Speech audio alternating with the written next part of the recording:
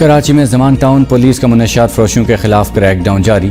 Korangi number 6 سے ایک ہی خاندان کے 2 خواتین سمیت 6 انتہائی مطلوب منشیات فروش گرفتار۔ پولیس کے مطابق ملزمان منشیات فروشی کے جرائم میں پہلے بھی جیل جا چکے ہیں۔ گرفتار ملزمان قیمتی اشیاء موبائل فون کے بدلے بھی منشیات فروخت کرتے تھے۔ گرفتار ملزمان کے خلاف مقدمہ درج کر کے تفتیشی حکام کے حوالے کر دیا گیا۔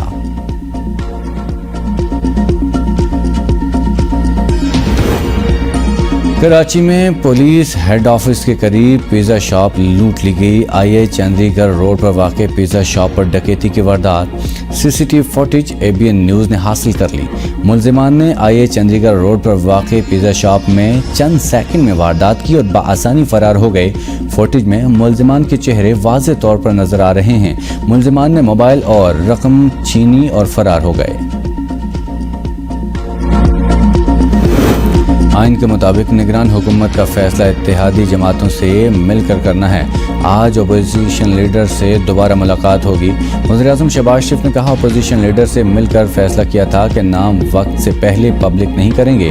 نواز شریف کی وطن واپسی کی تاریخ کا اعلان نہیں کر سکتا۔ نواز شریف کی نااہلی ختم ہو چکی ہے۔ دوسری پارٹیوں کی طرح اپنی کارکردگی عوام کے پاس لے کر جائیں گے۔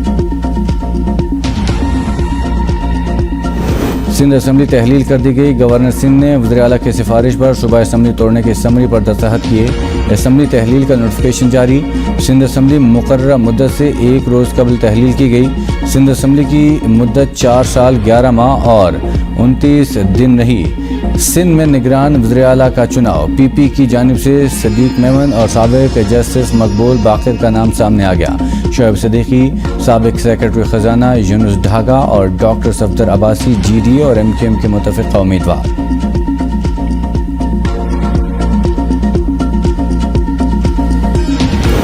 سندھ اسمبلی کے موجودہ دور میں 135 سرکاری اور 1 نجی بل پاس کیا۔ ایوان میں مجموعی طور پر 879 قراردادیں جمع ہوئیں۔ 71 پاس ہوئیں۔ 90 نجی بلوں میں سے 1 ہی پاس ہوا۔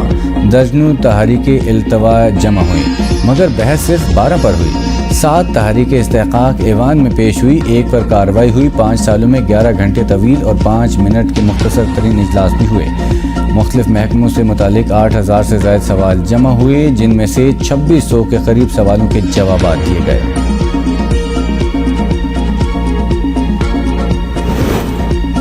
سندھ حکومت کے 5 سال آسان نہیں تھے۔ سندھ حکومت کو غیر مستحکم کرنے کی کوشش کی گئی۔